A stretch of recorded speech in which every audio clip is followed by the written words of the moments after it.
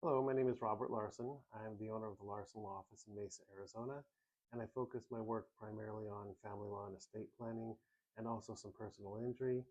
And today I wanted to talk about a topic that comes up frequently in family law, and that is when you have a custody case. Can you be ordered to pay child support even if you're unemployed? And the answer to that question is yes, and I'll explain here in a moment. So basically, Arizona law allows a judge to attribute income to you based on what you're capable of earning. So, in other words, they can calculate child support based on your earning potential, whether you're earning that or not. So, for example, if you're unemployed and you're capable of working, the judge could put down a salary for you that you would be able to make if you were employed full time. If you're underemployed, so let's say you're working part time or you're working at a job where you're making less money than you could at a different job, the judge could also attribute to you the higher income that you would be capable of working if you were working full time at your maximum earning potential. So, as you can imagine, this can get kind of difficult in practice, though. It's easy in theory to say that a judge can attribute income to you of what you're capable of earning, but how do you figure out what someone's capable of earning? Sometimes that can be pretty difficult. So there are a few principles, though, that I can discuss that make things easier and that the courts typically go by. So first of all, like I mentioned before, if you're unemployed, then that makes it a little bit easier to attribute income to you. So if you're physically capable of working, but you're choosing not to, they will attribute income to you based on your full-time earning potential. So it doesn't really matter what your reason is. So sometimes people quit their jobs um, right at the same time that they have a custody case coming along, whether it's a divorce or just custody by itself. It's kind of amazing how often that happens. And the judge doesn't have to get into a decision of whether you've done that or whether the person has quit their job specifically to try to avoid child support or reduce child support. It's not really a judgment value. It's the bottom line is, are you capable of making more? And if so, they will look at your earning potential. So that could be a perfectly valid reason. So let's say um, someone else has another child and they're staying home to take care of that child. Or it could be um, that they have health issues or that a family member has health issues and they're taking care of them. So, for example, maybe they're taking care of their aging parents or something, or whatever the reason is.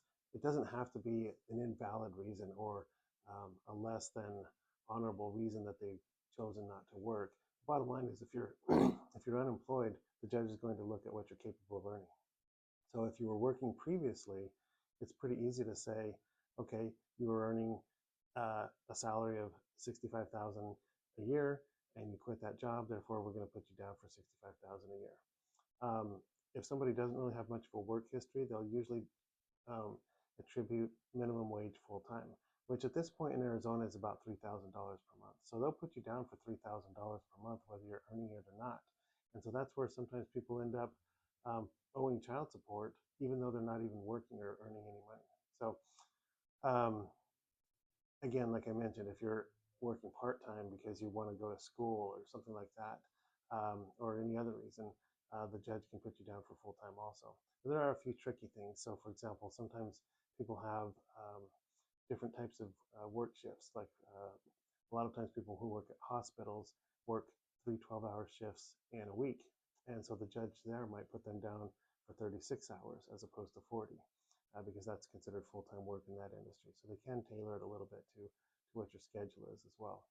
And so um, the other thing is they can look at, like I said, your historical earnings. So if somebody has kind of a work history that's not that consistent, you can look at someone's earnings for the past few years and kind of take an average and say, okay, this is what this person has been historically been able to earn, and you can argue that point.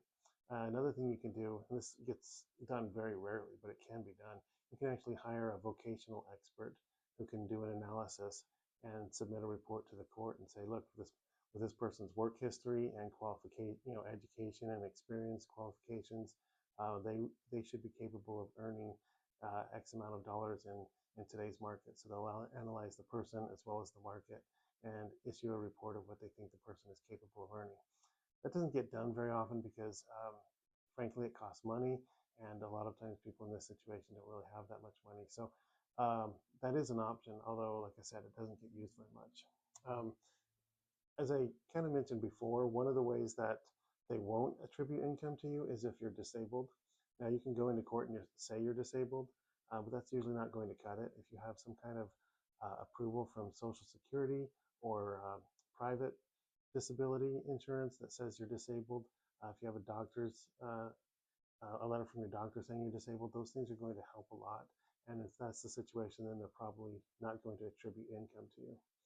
There's also another thing there's another thing where in the child support calculation itself, there's a um, there's a self-reserve test, and basically it says that you have to have at least a certain amount of money to live on and survive yourself. And so if you don't have enough income to overcome that, then they may not attribute income to you.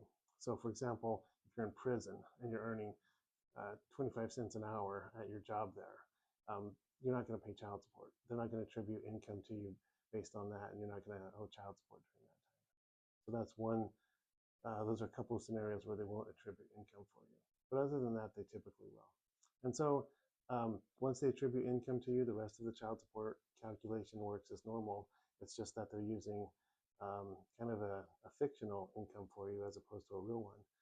But the child support order is 100% nonfiction, and it's real, and you have to pay it whether you're making any money or not.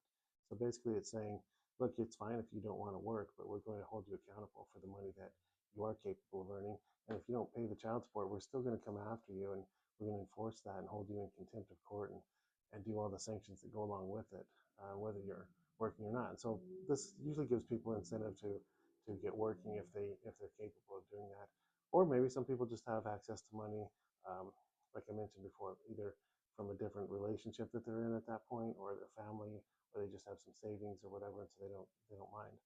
But yeah, you can absolutely pay child support even if you're not working, or if you're the person who's receiving child support, the amount that you receive will be reduced because of the fact that they are holding you accountable for the income that you could have been earning if you were working. So hopefully this is helpful. If you have any questions about this, feel free to contact me or comment in the or make a comment, and I'll be happy to see what I can do to respond. If you like this video and think it's helpful, please like and share with others, and don't forget to subscribe so that you can get more in the future. Thanks.